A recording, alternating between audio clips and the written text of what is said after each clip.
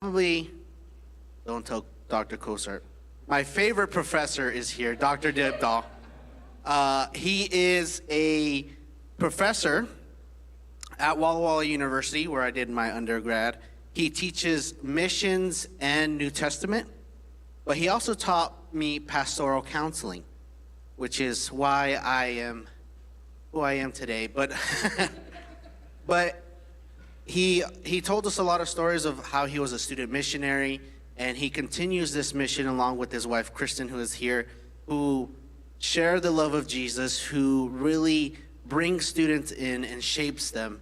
He is a great professor, a great friend. He was my counselor, and they are still currently there. He's been at Walla Walla for 23 years now.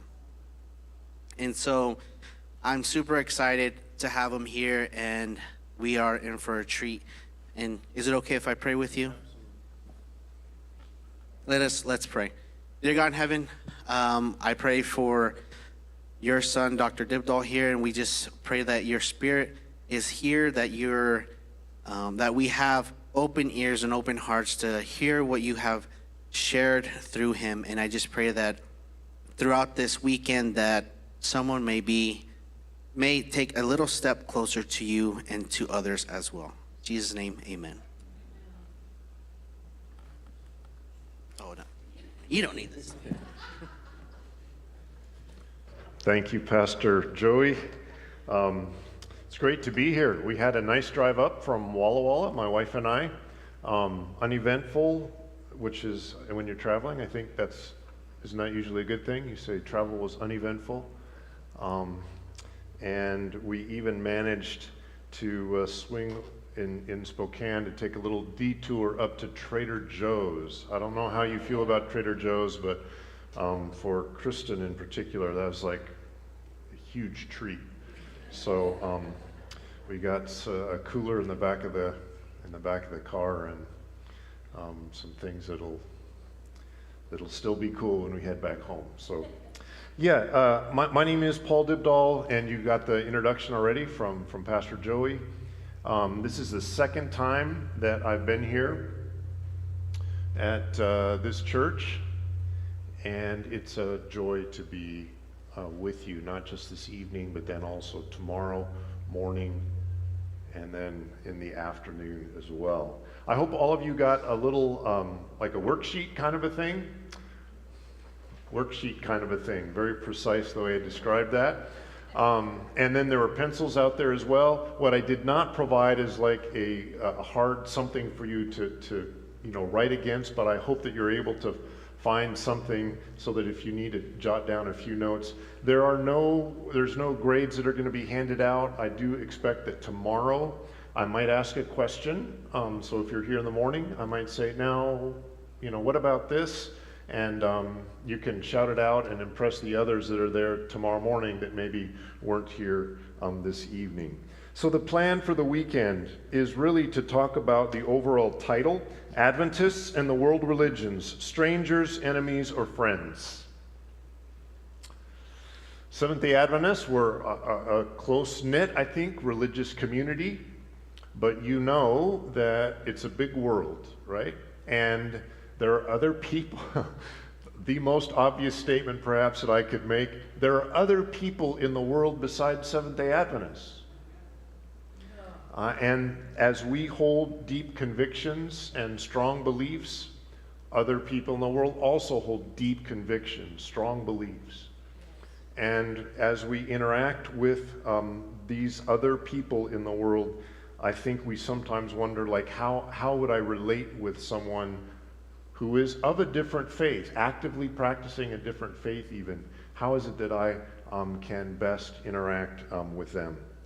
So that's what we'll do. And then each of the sessions, except for the sermon tomorrow, but this evening, tomorrow morning, and tomorrow afternoon, I'm going to spend a little bit of time near the end of my presentation saying just a little bit about one of the largest religions of the world. And this evening it will be about Buddhism. So it's not going to be a full, study of Buddhism, but I'll just share a few things about Buddhism that I think are important for us to consider and to know.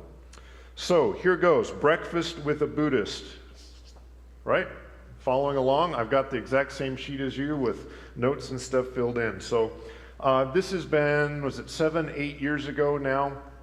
I was doing some research for a book, and I was writing about world religions, and so instead of just reading books and textbooks and so forth, I thought I want to actually interview practitioners of each of the religions that I'll be writing about.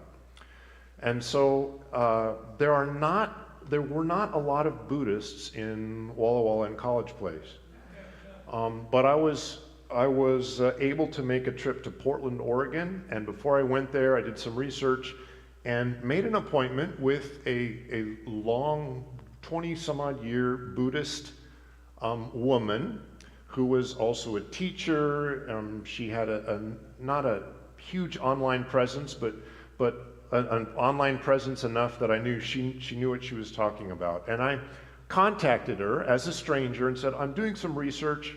I'd like to interview a Buddhist and find out what you believe. And she agreed, bless her heart, to meet with me, a stranger. Now, I anticipated that she would meet with me at an office there at the Portland Adventist Medical Center. There's a spot there that I thought we would meet, but understandably so, she was a little hesitant. She didn't know me from Adam, right? And so she suggested that we meet at the Elmer's Restaurant, right there by Mall 205, if you're familiar with that area. So it was that middle of the morning, Ruby and I met at the Elmer's Restaurant. And it's kind of awkward initially, but we sort of, an introduction, and we corresponded by email. We went to our table, still kind of awkward, ordered our food, and then the food came, and I could tell that there was a moment of like, what's going to happen next? We both had, our food came at about the same time. She has her plate of food, I have my plate, and it was like she was hesitating just a little bit. So I asked her this question. I said, as a Buddhist, do you do anything before you start to eat?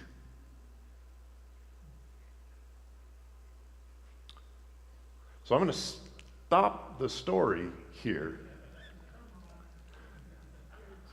Do you know the answer to that question? Is there any ritual or something that a Buddhist is expected to do before they eat? What about the food that she ordered? If she's a Buddhist, do you have any idea what she would have ordered or not ordered at an Elmer's restaurant? Would she have undergone any sort of ritual washings before she took her meal? My guess is that many Adventists, not just in this part of the world, but in other parts of the world, wouldn't know how to answer those kinds of questions. They wouldn't be very sure about how to answer that question because we don't know very much about, is it just Buddhists? What about Hindus? What about Muslims? What about Sikhs? What about Zoroastrians? We're not very well acquainted with the beliefs and the practices of many people in the world that are actually, they don't live far from us, they maybe even live around us, and especially in other parts of the world that would be the case. So I'm going to come back to Ruby. I told you that was her name, right? I think it's in the notes too. I'm going to come back to Ruby, what she told me before we started our meal. But in the meantime, I want us to approach this question more broadly, like the world religions. Adventism in a big world, right? Who all is out there? And this next section might be somewhat familiar to many of you, because we're going to go through the global population and the most popular religions of the world. I didn't say the best religions, I just said the most popular, the religions that have the most number of adherents. And you may know the answers to this ranking years ago. So how many people in the world right now, globally, what's the global population? just over 8 billion. I heard that. 8.2 billion, I think, is, if you go online, there's actually a world population counter. You can just watch the numbers. Are the numbers going up or going down? They're going up. How many, the world population increases by how many people every day? It's almost 200,000 people every day. So I think the population of Coeur d'Alene, it's not the whole county, but just Coeur d'Alene is like 60,000. So think of Coeur d'Alene, almost four times the population. Every single day, that's the population increase. The median age, so the age at which half the population is older, right, and half the population is younger, is 30 years. That's the median age on our planet today, 30 years old. I'm going to contrast this with Seventh-day Adventism in just a little bit. So, the most popular religions. What's the most popular religion in the world today? I hear some. I appreciate the feedback. The most popular religion in the world today is Christianity, number one. And about 32%, and these numbers are actually fairly close. It's not just a wild estimate. About 32% of the world identifies as a Christian. Now, most of those are Roman Catholics. It's just over 50% of Christians are Roman Catholics. The next largest group, Protestants. So Seventh-day Adventists would be part of that category. If we round the percentages, it's 50% of Christians are Roman Catholics, about 40% are Protestants, and then what's the third group? Would be Orthodox Christians. And of course, within those categories, right, there are other subdivisions, of course. So it's about 50, 40, and 10. So lots of numbers. The whole weekend will not be numbers. It's just getting started here. What percentage of the world identifies as a Christian? About 32%. Yep, really close to that. The second most popular religion, I heard several people mention it, Islam. And Islam right around 23%. So it's just the 32 and 23 if you transpose the numbers. 23% of the world is Islam. I'll say just a couple things about Islam. We'll come back to Islam tomorrow afternoon. We'll spend a bit of time. In terms of the average age of the member of the religion, that was awkward the way I said it, but Muslims are the youngest in terms of age of adherence to that religion, are the youngest of the world religions. They are also the fastest, Islam is the fastest growing religion in the world today. So if the trends continue on, and I don't have the percentage of growth for them. I don't even have the median age. Sorry, it's a good question. I just have that they're the youngest. What I do have is that, trying to think here, it's not going to happen. I was thinking if I live for a really, really, really long time, but I won't make it. Unless Jesus comes again, I won't make it.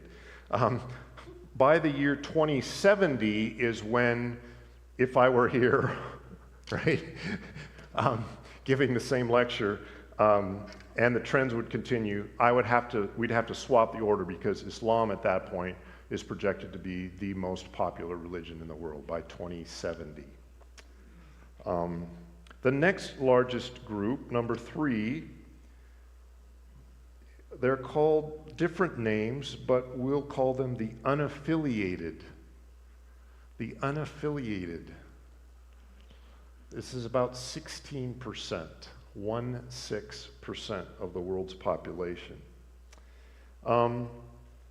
And I don't really like this category. You'll commonly see it in the literature because it really masks some you think it's one category, but it's really, there's incredible diversity. This would include people who call themselves atheists, agnostics, and people who maybe believe in a God, maybe several gods. They might be very spiritual, people of faith, but they're not comfortable self-identifying with a specific religion. So they may be very religious in a sense, or very spiritual, but they're not, again, comfortable with a religious label and saying, yes, that's me, all right? And I'll say one other thing too.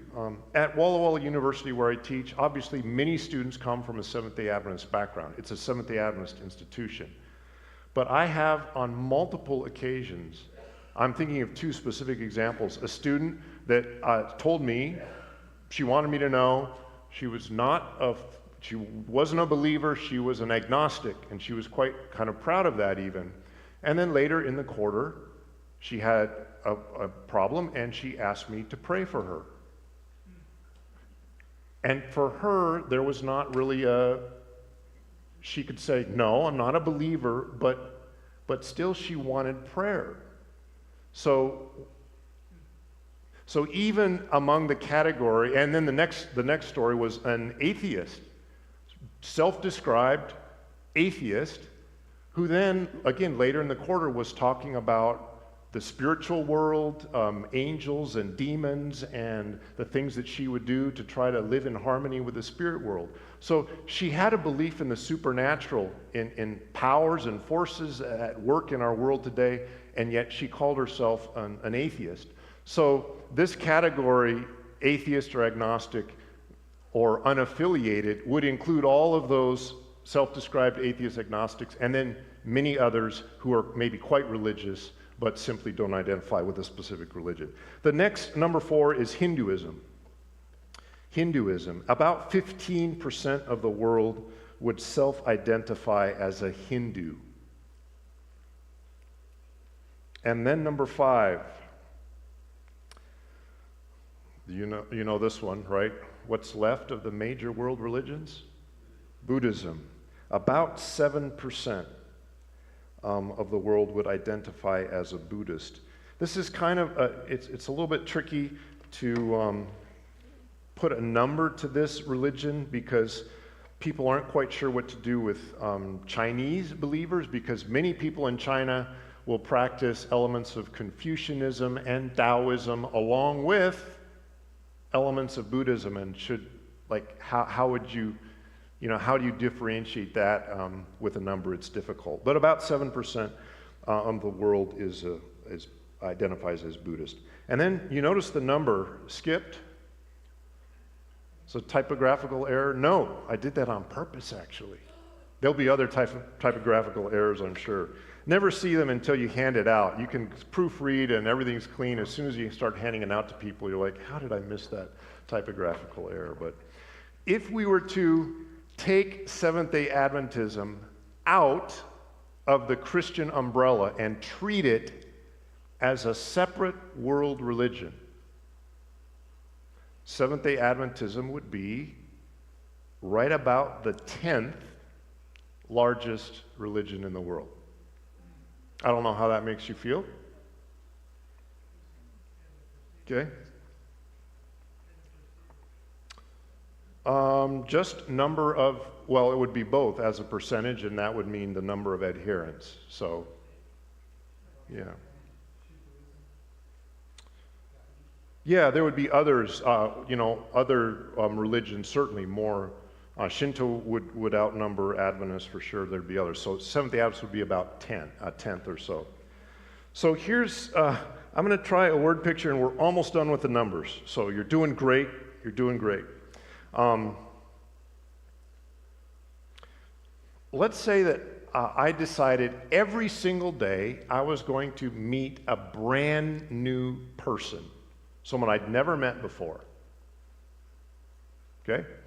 And let's imagine that the pool of people that I would be meeting was the entire population of the world. Everyone in the world but me is part of the, right? And they're all mixed up. So it's not just people in Idaho, but people from all over the world are part of that pool. and I randomly meet one of those people every single day.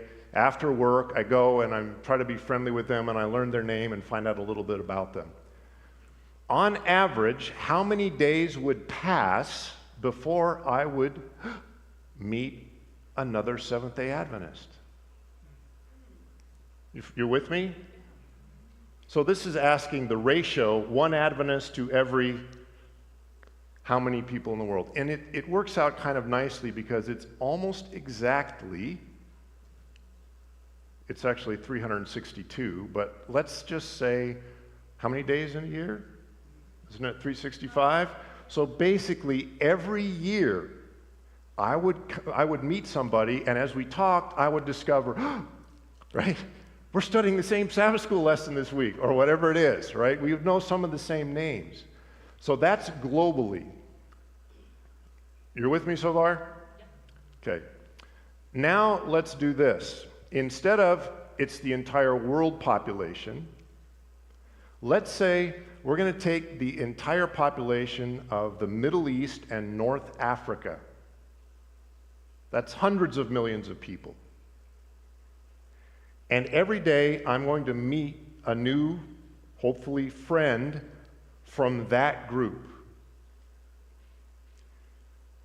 How many days on average would it take before I would meet another Seventh-day Adventist? I hope I set it up. 6 years. 20 years.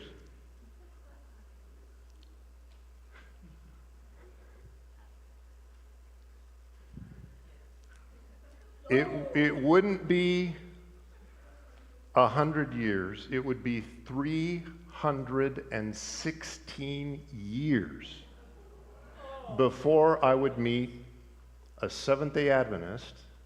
Again, this is right in the Middle East and Northern Africa region. It's almost 500 million people.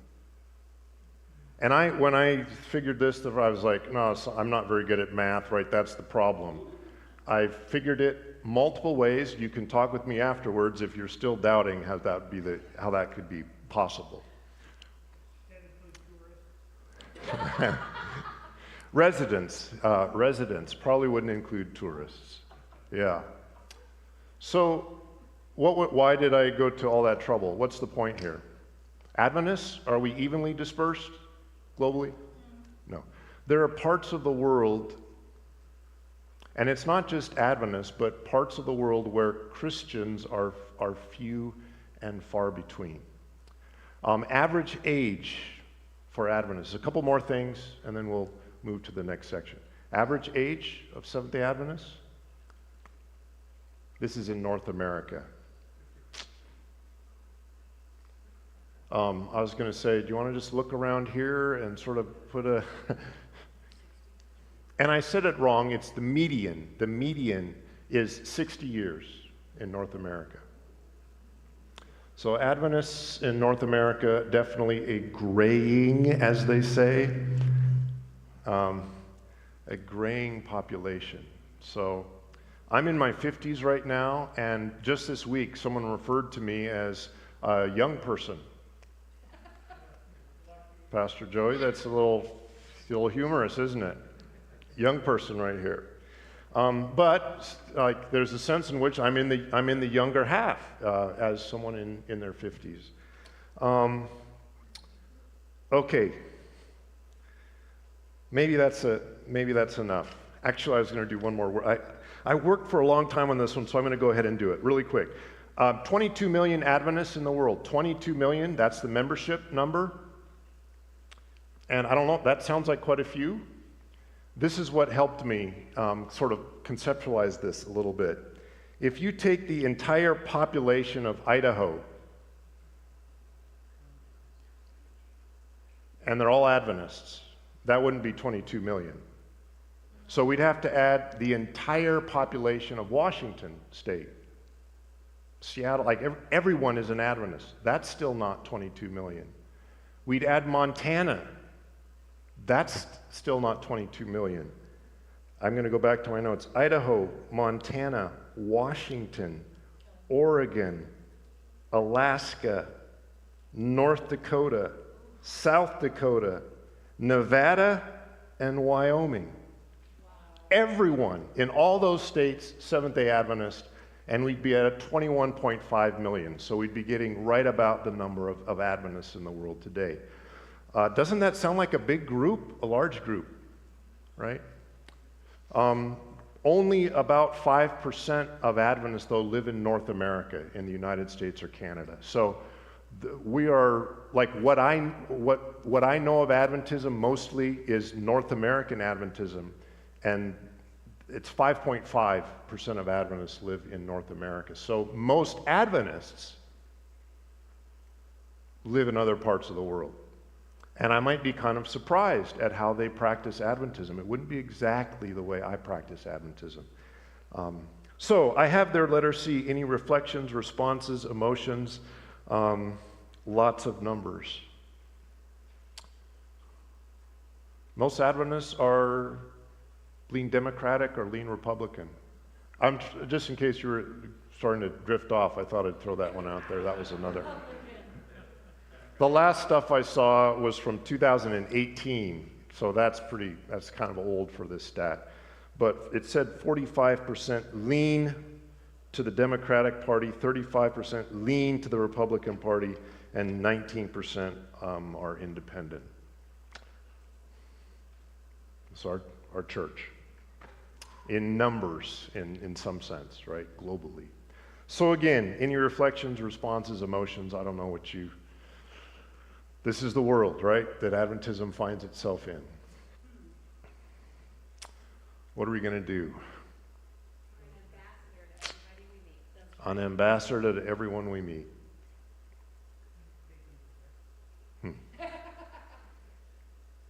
An appeal. So, Roman numeral 4, an appeal. What not to do and maybe what to do. And I don't want to, like, I'm not responsible. You know, you can do whatever you want, but I would make an appeal to my brothers and sisters, and there are 4 basic appeals, and 3 of them are things not to do, and then one that I hope that we do. The first one, I would hope that we wouldn't be discouraged. Don't be discouraged. And I think sometimes if you think the ratio of Adventists to the world is like 1 to 362, that's globally, and in some parts of the world it's 1 to 115,000. Like maybe we think, man, we've been trying so hard for so many years, and this is how far we've gotten, and we're supposed to take the gospel to the whole world, and yet, there's so much yet to be done. My wife and I just went, our daughter was in Italy with Adventist colleges abroad this summer, and we went to pick her up. Do you know what she can travel by herself, but it was Italy, and hadn't been to Italy, and so we used some airline miles, and it was like our vacation kind of thing. We went to Italy.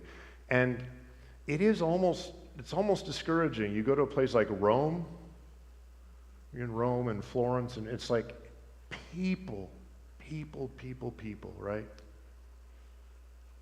We went to church in Milan, and just looked up an Adventist church, and it was about 25-minute walk. Big city, and there the church was, and it was great to worship with them, but it's a little gathering of wonderful people, but in this big city, you feel small and kind of insignificant, and it's easy, I think, to be discouraged. I thought of Elijah's story, 1 Kings 9. Remember his discouragement? Everyone's worshiping Baal. The government's, the king's against me. It's like, he tells the Lord, I'm the only one left. He didn't say, there's only 22 million of us left. He said, I'm the only one left. Even my fellow Israelites, they're not being faithful to you.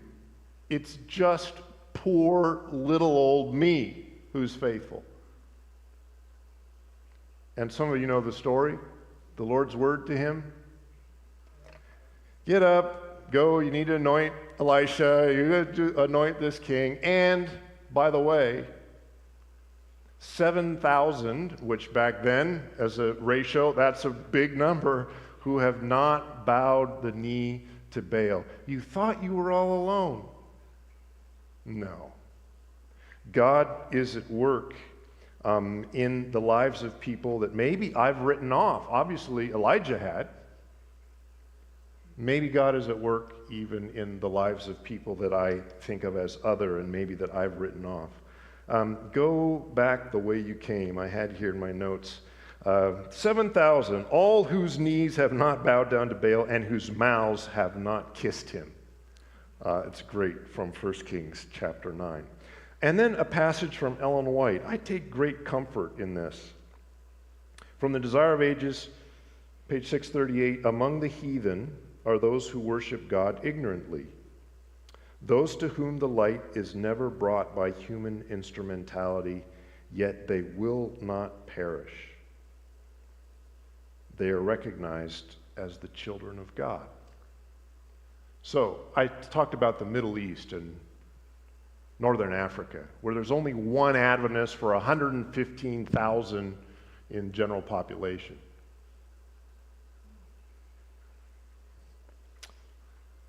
Do you suppose there are people there that are followers of God? I would agree with Ellen White that there are. That God is at work. Maybe I shouldn't mope around too much. I shouldn't be discouraged. Maybe what I should do is more expectantly watch for how God might be at work in the lives of other people. So, I know you mentioned the pastoral counseling class. You're not supposed to deny people's feelings in counseling. You're not supposed to say, don't feel that way. So this is a bad example. Don't feel discouraged, all right? Don't be discouraged. Don't be afraid. That's the next one. Don't be afraid. Don't be afraid. So our oldest child, his name is Noah, and when he was younger, there was a stretch where he was really interested in fishing. He wanted to go fishing. So I'm not a huge fisherman, but you can, in Washington State, I'm assuming it's the same in Idaho, under a certain age, don't even need a fishing license. So I would go out with them, and we got a little pole, and there's a creek that's not far from our place. And so we went to the creek to go fishing. And little Noah, we got some salmon eggs, I think it's what we used, on a little hook, because the fish in there would not have been very large, a very small hook for them to... And here it is. How far across was this little stream? It's here to the chair, right? It's maybe 5 or 6 feet, shallow little thing. But it was a little deeper there. You couldn't quite see what was happening down, in the depths. And I could tell that Noah was nervous. He dropped the hook in, but he was kind of jumpy, and he's not normally a very nervous person. He was jumpy, and finally I asked him, is everything okay? No, what's going on? And he said, Daddy, do you think there might be any sharks in there? Right? So he was wanting to go fishing, but he was concerned, right? What sorts of massive jaws may somehow come out from this little pool of water? He wanted to be a fisherman, but he was afraid of the fish. Don't be afraid. Another story from Walla Walla. So for a number of years, I taught, I'm actually still teaching the class, church and personal ministry class. And as part of that class, I haven't done it the last few years. After COVID, we stopped doing this. But we would go door to door, just knocking on doors, cold turkey, we would say, right? Without any advance, anything, in our community, in Walla Walla, and then sometimes in College Place. So we would go on Sunday morning, late Sunday morning, hoping that we would catch the people at home that did not go to church on Sunday morning. So we're trying for the irreligious people, right? Students usually wouldn't say too much to me beforehand, but afterwards would say, oh, I was not looking forward to that. I don't like going door to door. They were worried. And when we knocked on doors, we would have 4 really simple questions we would ask. We would ask 2 word association questions. And we would say, I'm a student at Walla Walla University, and we're doing a little doorstep survey. I don't need to come in. It's really quick. Could I ask you the 4 questions? And the 4 questions were, what's the first thing that comes to mind when you hear the word God? Second question, what's the first thing that comes to mind when you hear the word church? Third question, research says that most Americans believe in God but don't attend church. Why do you think that is? And the last question was, if you could ask God for something knowing God would give it to you, what would you ask for? Now, we're trying for what group of people? The irreligious ones. And their answers for God, I think pretty much the same things that would come to mind for us. Creator, Almighty, these are the kinds of answers we'd get over and over again. Church, they would say, well, people say they're too busy, or they're, too distracted, or they give some of the same reasons we would. And students, I remember students being disappointed. They were like, oh, I thought we were going to meet hardened anti-religious people, and it would be spiritual battle with, arguments about this or that. And instead, they weren't so scary. Students had that last question, if you could ask God for something, knowing God would give it to you. There were people that would, with the stranger they just met on their doorstep, would ask for prayer for their marriage, for example. And I'll tell you one of the experiences I had, because I would go with the students. I couldn't say I was a student. I would say in connection with a class at Walla Walla University. A group of us are going door to door, and I was doing that in my assigned little area, and there were 2 women this is Sunday morning, on a porch across the street. It was outside the territory that we were going to be knocking on doors.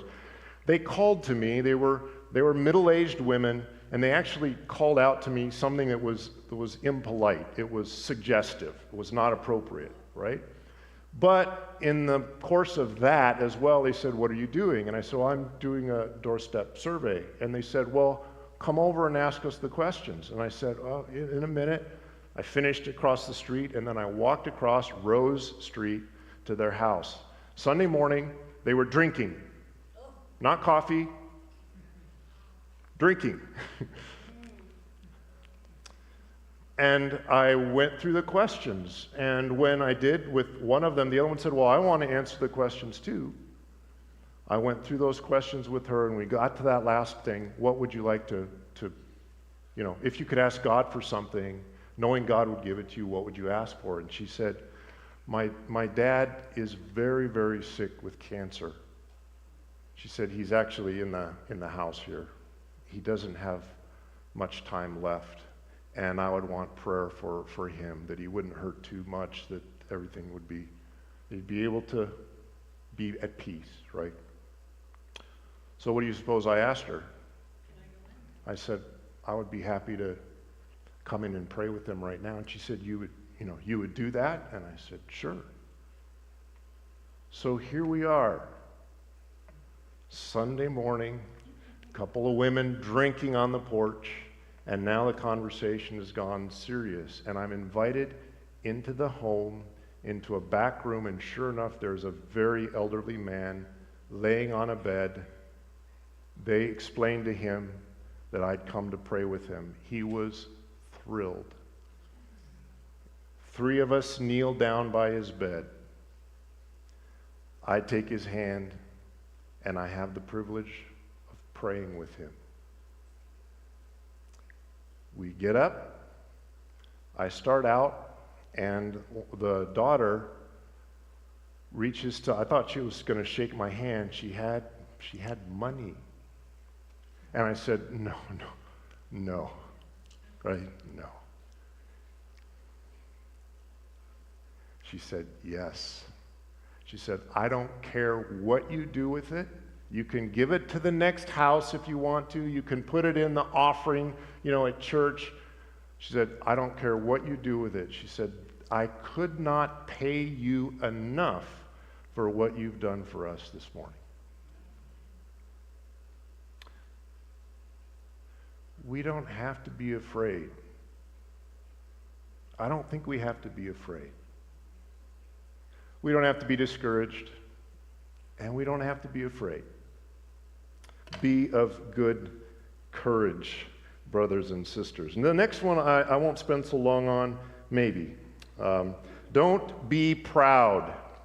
Don't be proud. So there's this irony because, or kind of a contradiction. We sometimes feel discouraged and we feel afraid, and yet we can also feel a sense of superiority and arrogance because, after all, we believe that our perspective, our religious view is the truth or the right one or the best one. And most of us wouldn't say we're perfect, but we would say, of all the others, this is the one, right?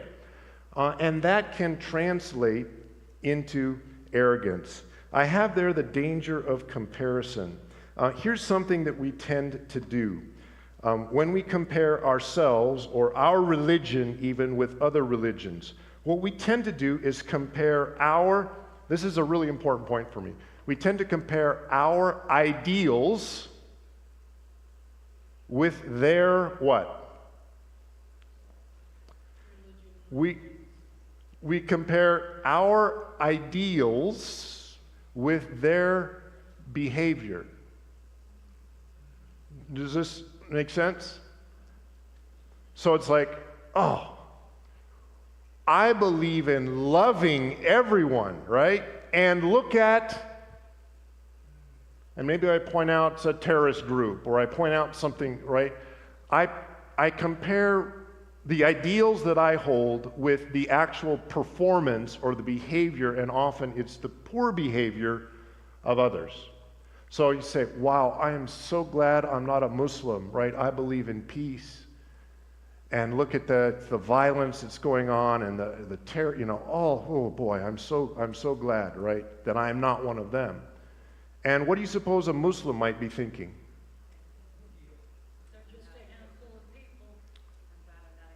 I am so glad I'm not a Christian. I believe in, maybe they'd say, I believe in family, the values of family. I believe in modesty, right? I believe in, and look at those, and then they would point out the behavior of Christians, and they might even think more broadly of a Christian nation, right? They would see it as a Christian nation, and they would watch what that nation does, and they would say, I am so glad that I'm, right? So if we're comparing our ideals with their behavior, we are always going to come out looking better. Like whoever we are, Buddhist, Hindu, Muslim, atheist, agnostic, Seventh-day Adventist, Baptist, Methodist, we'll find areas where we can say, wow, better right here, not so good over there. What happens if we compare behavior with behavior?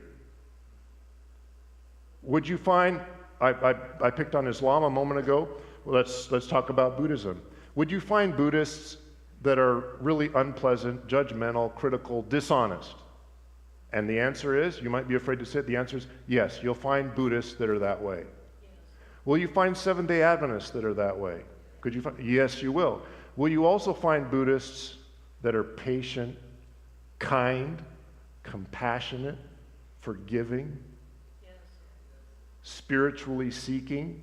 And the answer is yes, you will. And will you find Adventists that are kind and compassionate? Yes, you will. Yes, you will. So in our comparison, we need to be careful that we're not comparing my religious ideals with the poor behavior of someone from another faith group. That's not a fair comparison, right? So I had a quote here from Cliffman Shamaruddin. He's an expert in South Asian religions, so especially Hinduism. And he wrote,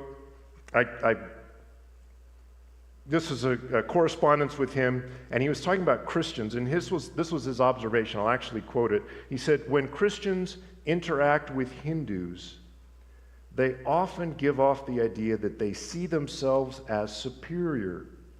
Additionally, Christian presentations of truth are sometimes done in very arrogant and boastful ways, which repel Hindus from wanting to listen. And that's obvious, isn't it? If you have someone who they so clearly think they're better than you, I'm not going to be particularly interested in, oh, please, tell me what you have to say. It's like, well, forget you is the human response. Wouldn't it be tragic if we turn people off because we are so proud? Yeah, that would be tragic. That'd be very tragic. So I said, don't be discouraged. Don't be afraid. Don't be proud. Jesus has to help us with each one of these, right? We can't just muster it up on our own, but don't be proud. Okay, letter D. This is going to sound so cliche, but here goes, because it's true. We do need to. You can think of probably several words that go in there. I chose this word. We do need to love. We do need to love. You're acquainted with this passage. It's for someone, what goes in the blank? For someone so loved the world. God. For God so loved, and those next two words are important. God so loved the world. That would include everyone, not just people of a certain religious persuasion or ethnic background, right? For God so loved the world. By this, here's another question. Who said this? By this, all men will know that you are my disciples if you love one another. Jesus said that. The identifying mark of a disciple of Jesus is love for one another, love for other people. Someone also said this, love your enemies. That was Jesus too, wasn't it? That was Jesus too. So I think we could go for quite some time here with biblical passages reminding us of our call as we interact with the world to love. Not just some people, but even those we might think of as our enemies. This great quote, again from Desire of Ages, when we love the world as He has loved it, then for us His mission is accomplished. It's like, that's a big quote, right? That's a significant quote, I think, from Ellen White. So love requires, here we go, a little section on Buddhism, and then we'll talk, some conversation questions. Love requires listening, doesn't it? Yep. Love requires listening. And if we're supposed to love the world, that means we would need to listen to other people, including Buddhists. God loves Buddhists, so should we. So, back to the breakfast with Ruby at Elmer's. Remember that? If you dozed off, wake up so you can get the end of the story here. The foods come out, and there's this moment kind of awkwardness. And I'll confess, do you know what was going through my mind at this moment also in terms of myself? I make a habit of praying before I eat. And I thought, I don't know if that's going to make her feel awkward. Should I explain to her what do I do? Do I just suddenly bow my head? Do I do a really quick thanks to God that she might not even realize what I've done? But I asked her, I said, because she seemed a little ill at ease, right? So I asked her, and I said, do you do something before you eat? And she said, well, actually, yes, I do. She said, I pause, and I offer gratitude. I try to be grateful for all the beings, all the creatures that in some way had a part in providing me with this food. So she said, that would include the farmers who planted the seed, the little microorganisms in the soil that helped to make it grow, the truckers that brought the food to Elmer's, the cooks that made it. She said, before I eat, I stop. She didn't say it exactly in these words, but the summary was she stops to give thanks. And what do you suppose I said to her?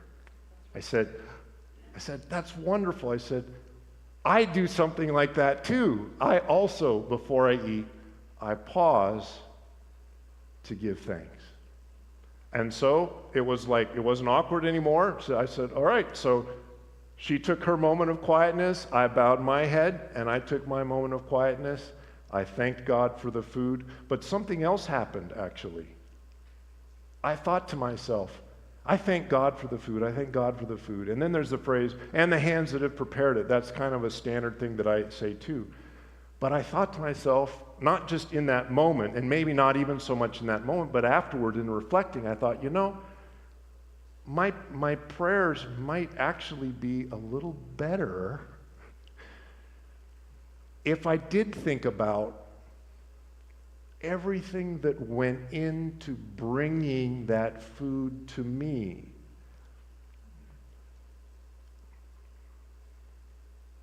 You follow what I'm saying? That there's a sense in which what she did as a Buddhist, there was a similarity between us. And I might have, if the friendship with us had continued, I might have talked with her about how I also give thanks to God. That might be something that she could reflect on a little more. But then she also offered me something to reflect on, like I need to be more aware and more conscious and more appreciative of all of those things, right, that went into bringing me this food. And she actually said, she ordered a vegetarian meal as well. And she also said, and thanks to the chicken that didn't happen. She was looking down at her omelet, right? At the chickens that didn't happen because of the omelet that I'm eating. I remember she said that too.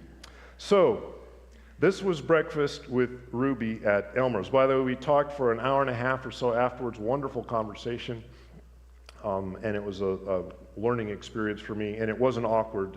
I felt like once we kind of got rolling, it wasn't awkward anymore. So not all Buddhists, by the way, would do the same thing that Ruby did at the start of a meal. Buddhism, like Christianity, broad religion with all kinds of diverse beliefs and practices.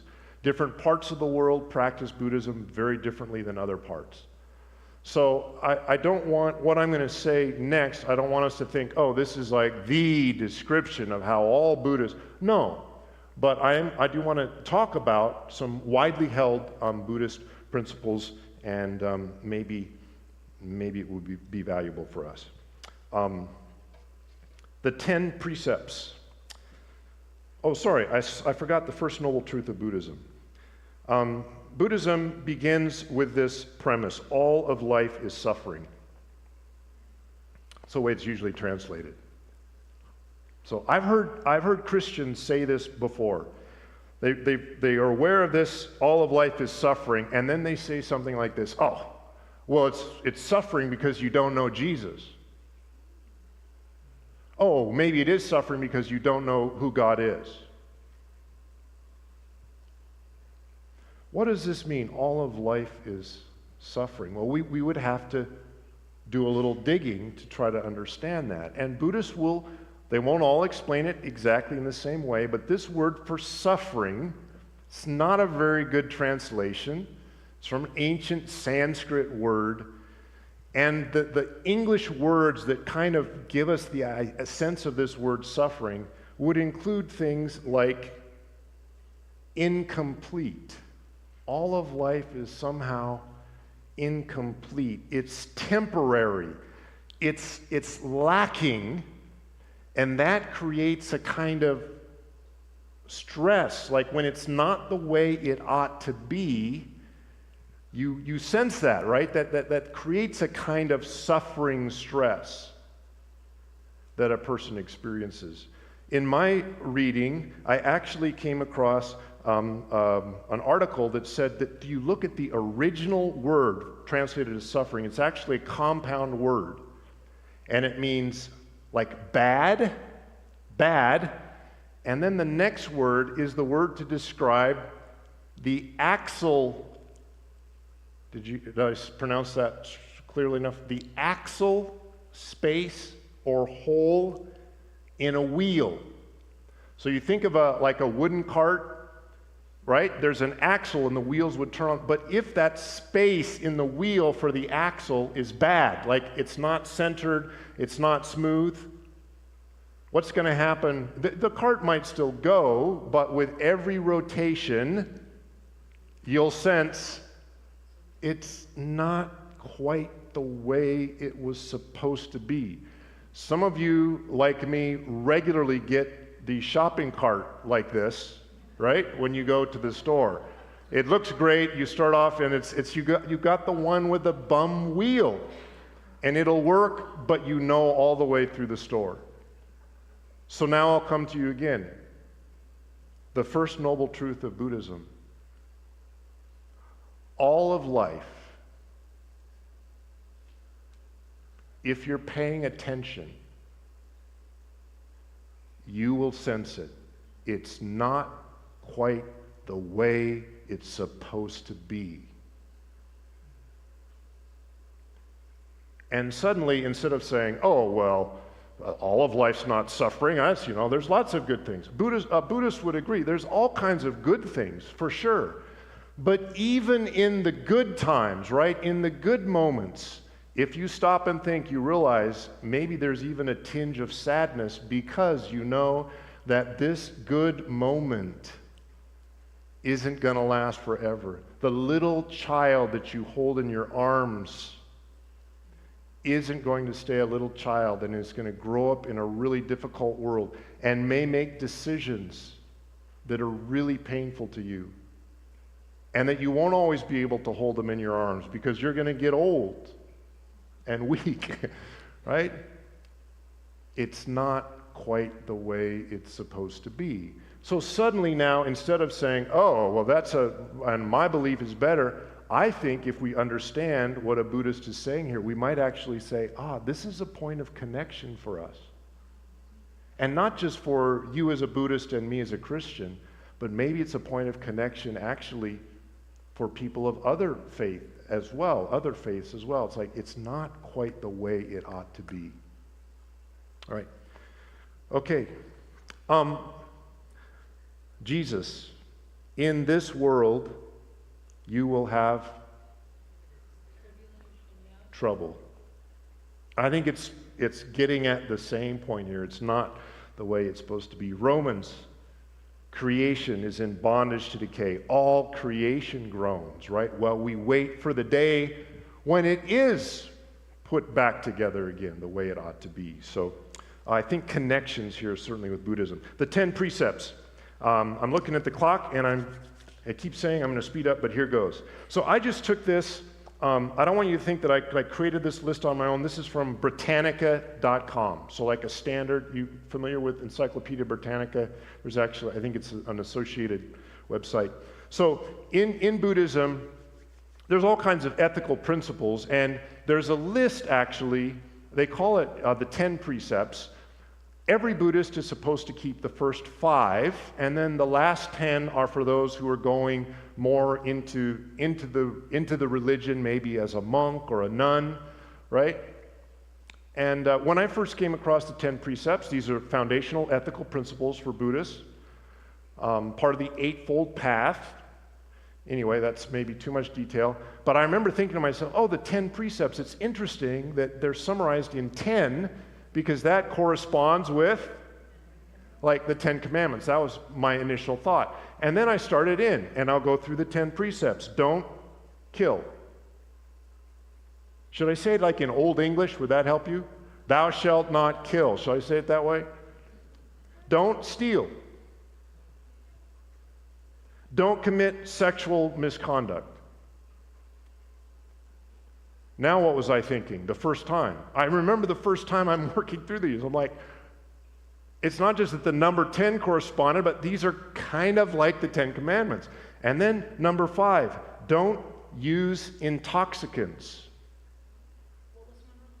Number 4 was don't lie. I may not have said number 4. Don't kill, don't steal, don't commit sexual misconduct, don't lie. Don't use intoxicants. I was thinking, this is a good list right here. Don't eat. So now the next ones are not for every Buddhist, but those that want to go deeper into the religion. Don't eat after midday. So a Buddhist monk or nun will eat between sunrise and noon.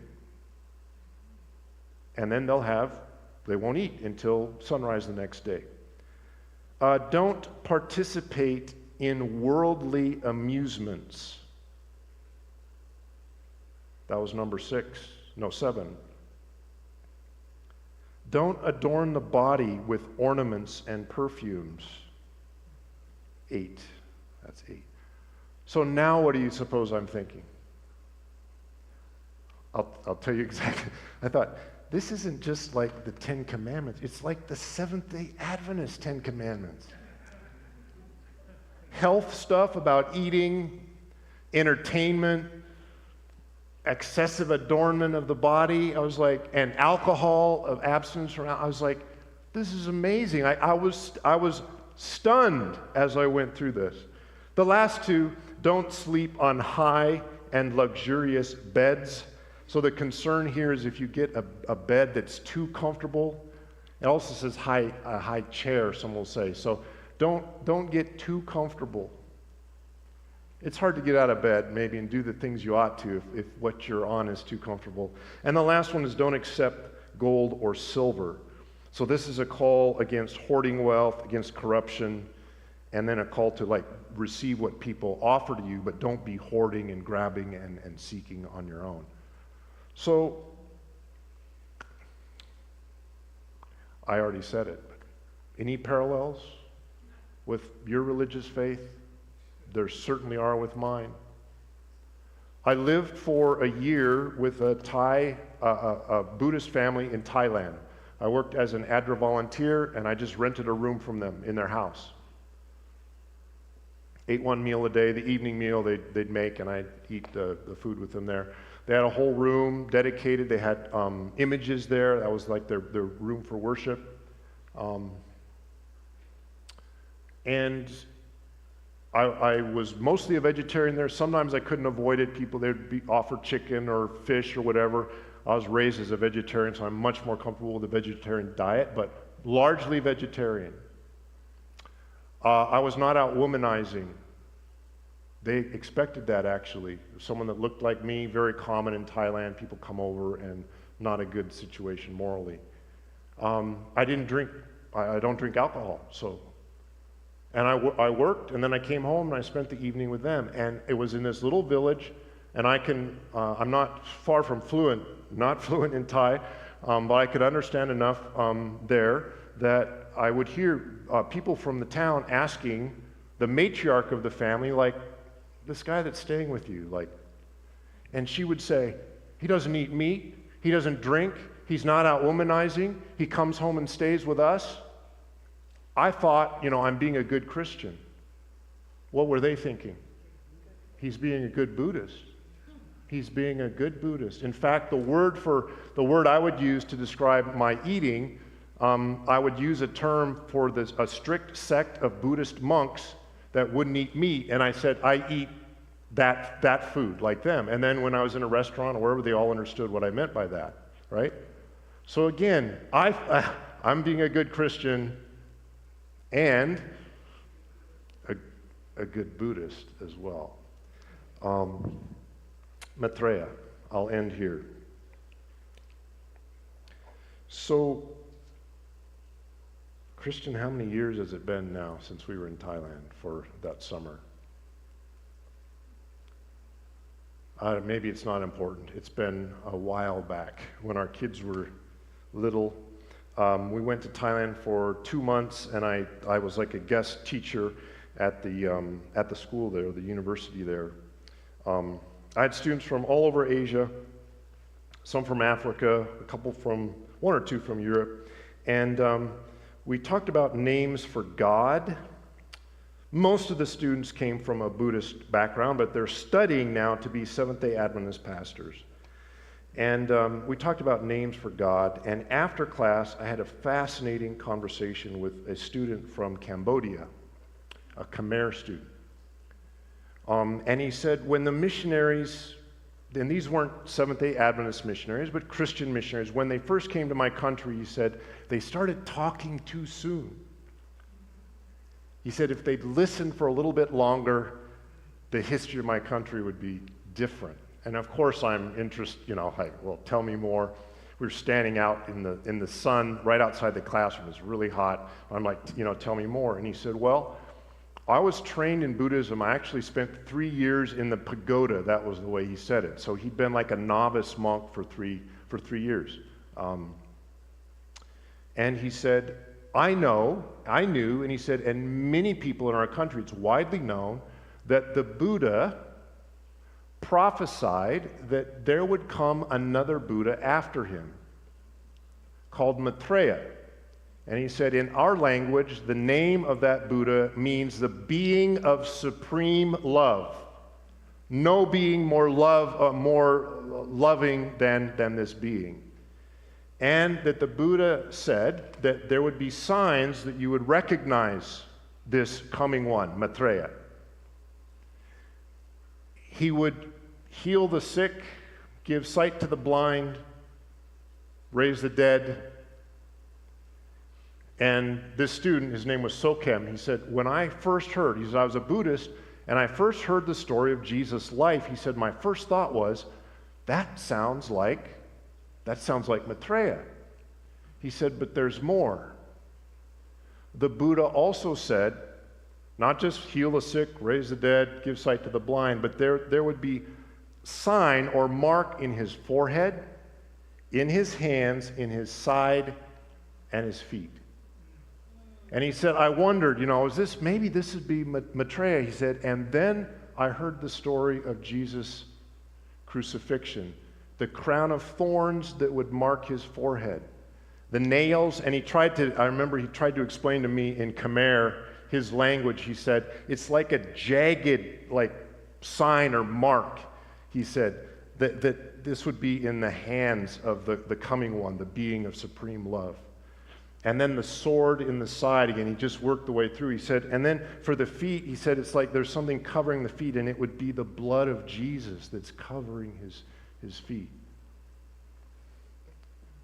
He was studying to be a Seventh-day Adventist pastor, and I asked him, do you think that Jesus is Maitreya?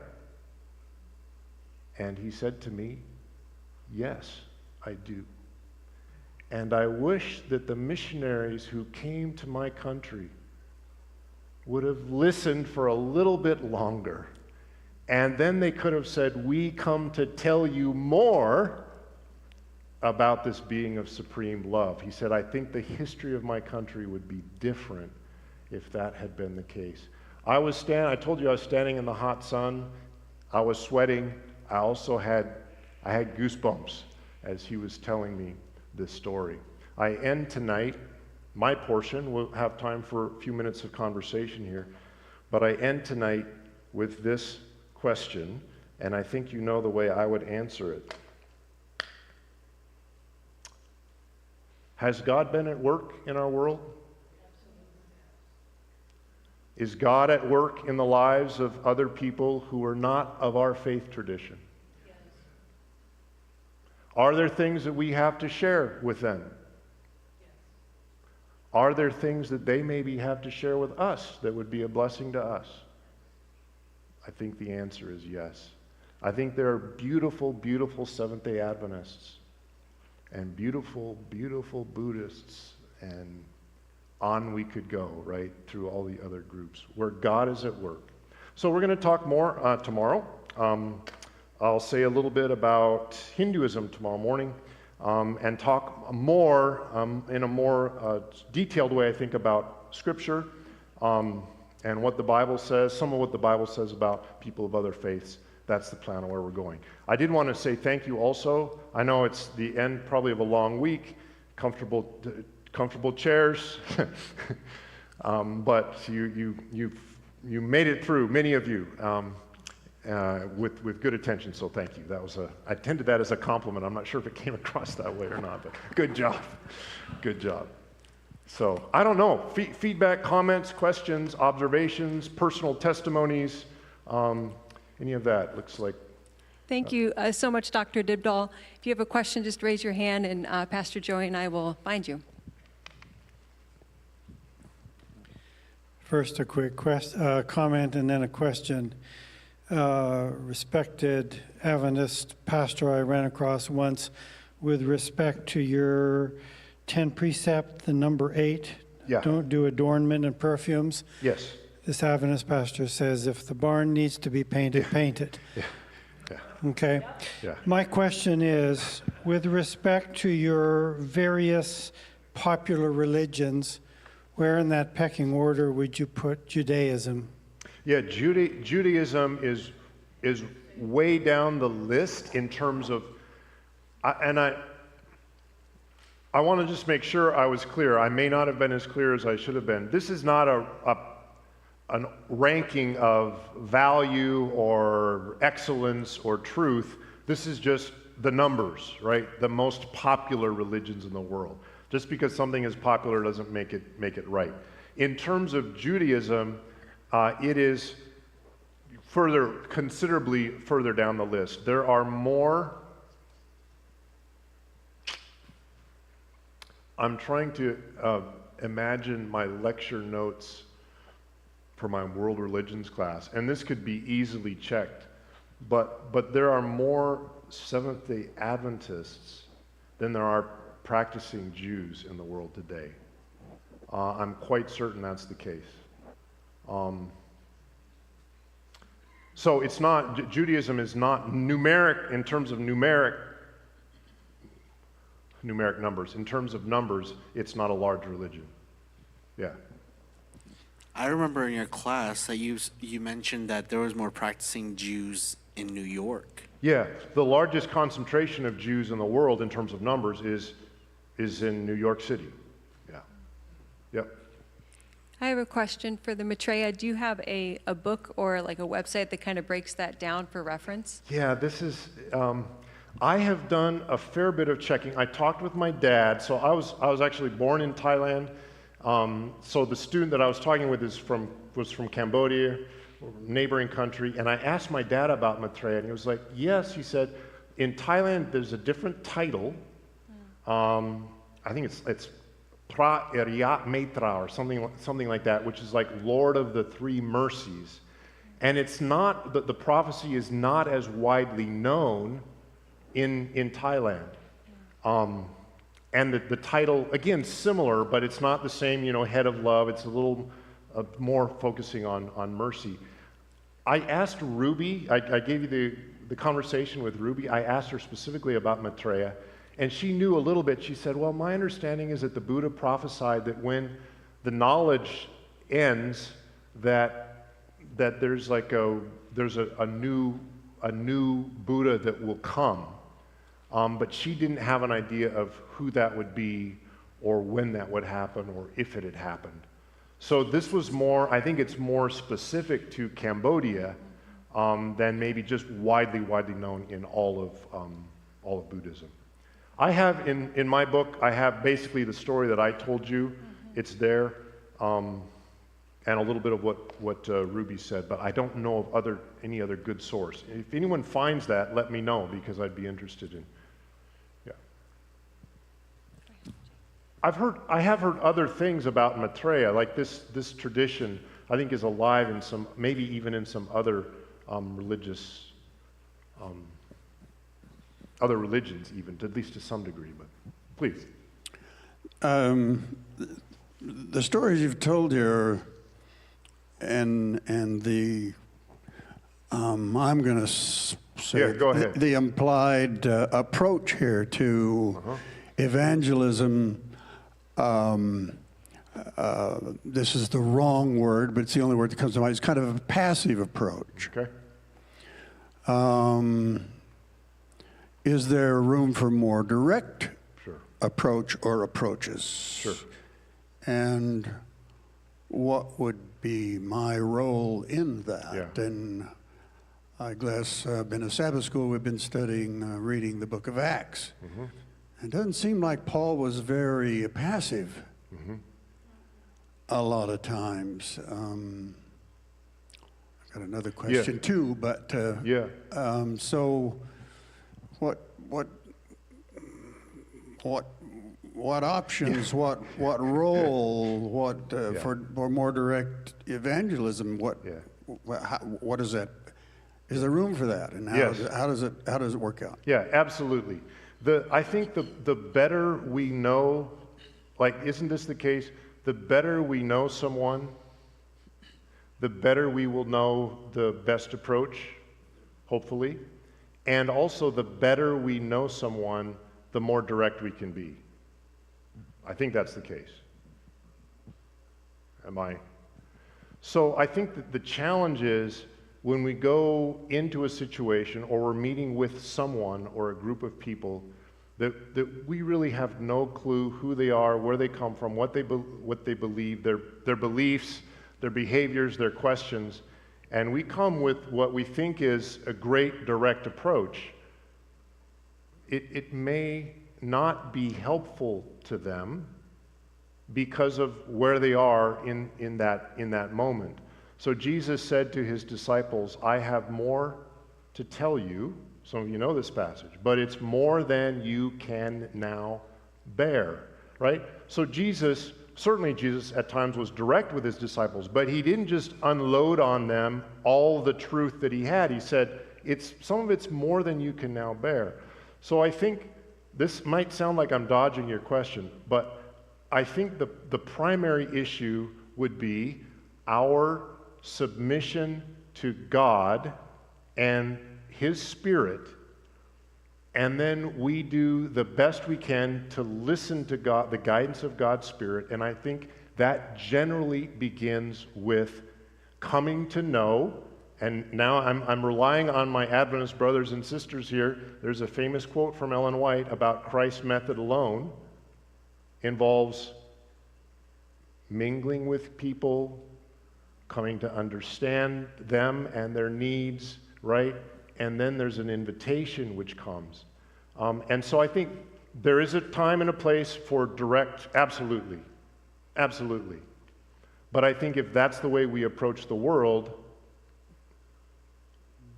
we will be less effective at representing the God we serve than if we come with a more open heart. And actually tomorrow morning I will say, like I'm going to talk more about this. I actually have a little, don't get your hopes up, I say like a little picture because it's my graphic design capabilities. It's a box and some arrows and a couple circles that I think speaks to this issue.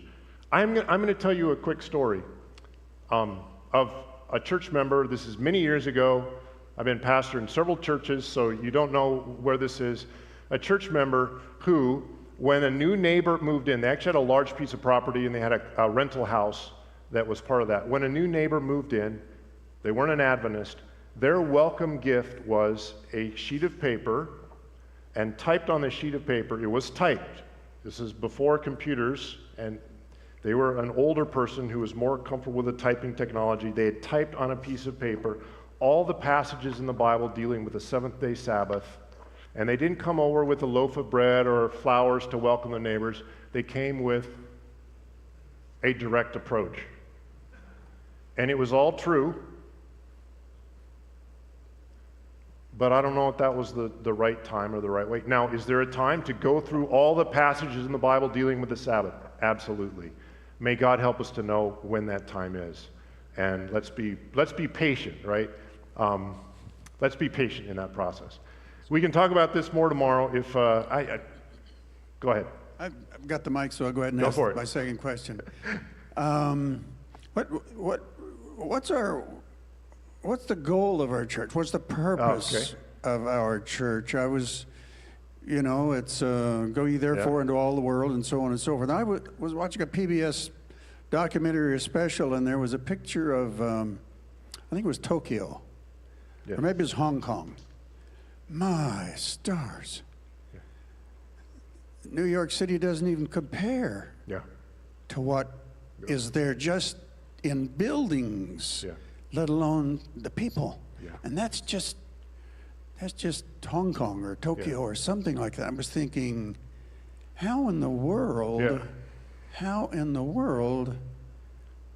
So how in the world? Yeah. That's the question. I'm really going to seem like I'm not going to answer your question.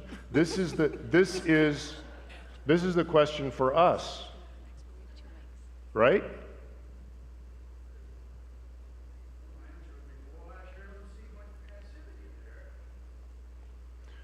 I didn't understand the last part. You don't see much passivity there.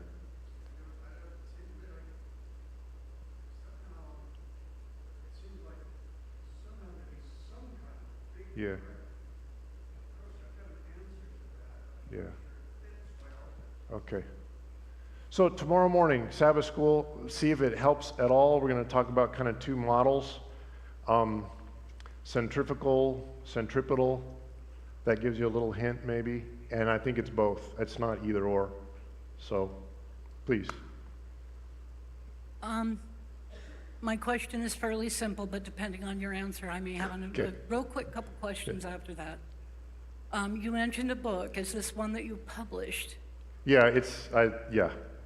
Okay. The name and how much of your research is in there? The stuff that I said today, much of it would be in the book. So.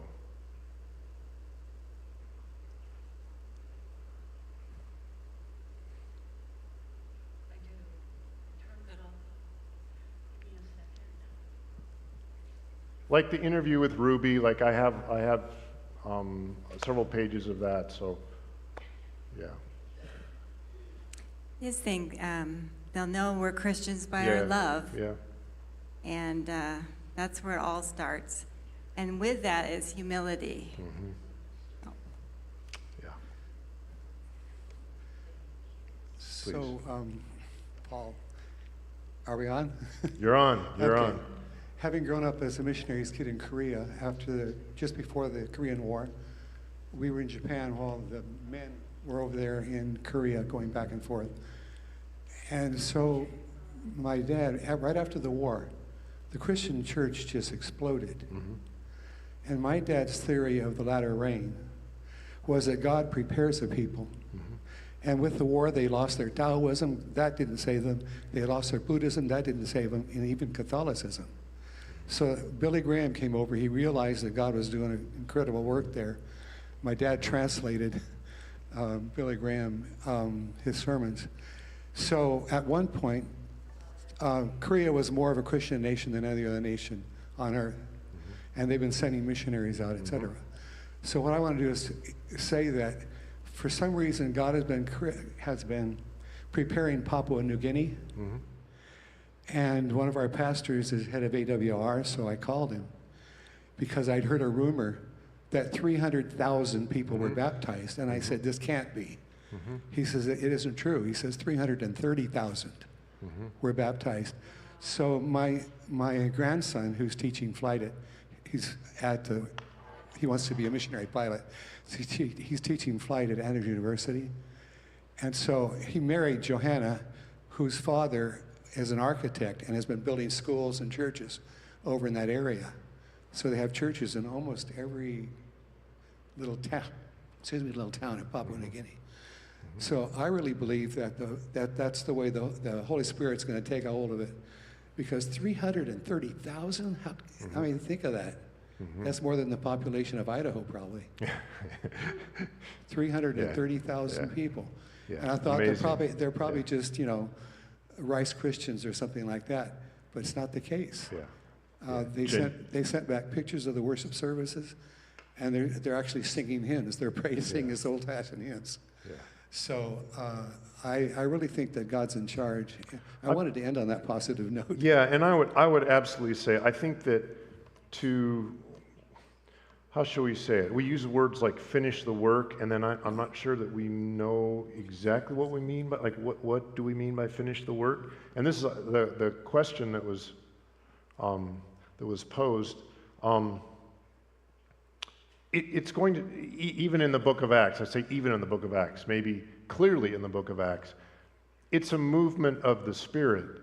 God has to be at work in ways that go beyond my constructing the perfect Bible study that I then put out on the, on the radio waves or put a website up and then like that's going to be it. It's like God has to do something amazing, and I need to be sure that I am attuned to that and in step with that and available for God to use me in that process however He wants to use me, either as a frontline person, as a prayer support, to help financially, whatever it might be.